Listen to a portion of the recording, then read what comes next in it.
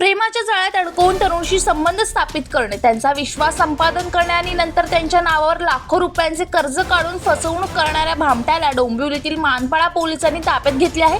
आरोपीचे नाव आदर्श म्हात्रे असे असून यापूर्वी त्याला नवी मुंबई पोलिसांनी अटक केली होती।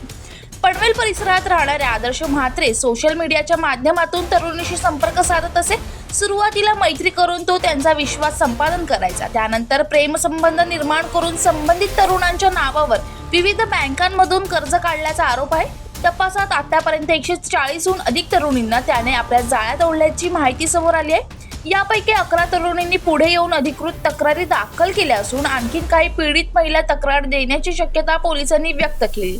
विशेष बाब म्हणजे फसवणुकीला बळी पडणाऱ्या अनेक महिला उच्च शिक्षित असून विविध क्षेत्रामध्ये मोठ्या पदावर कार्यरत आहेत। आर्थिक क्षेत्र, कॉर्पोरेट आणि व्यावसायिक क्षेत्रामधील महिलांची संख्या यामध्ये लक्षणीय असल्याची माहिती तपासातून समोर आली। नवी मुंबई पोलिसांनी अटक केल्यानंतर डोंबिवलीतील एका तरुणीने फसवणुकीची तक्रार दिल्याने मानपाडा पोलिसांनी आदर्श म्हात्रेला ताब्यात घेतले। त्याच्या विरोधात गुन्ह्यांचा तपास सुरू असून आणखी पीडित महिला पुढे येण्याची शक्यता असल्याने फसवणुकीचा आकडा वाढण्याची शक्यता व्यक्त केली जात आहे। राहुल कांबळे, जनशक्ती कल्याण।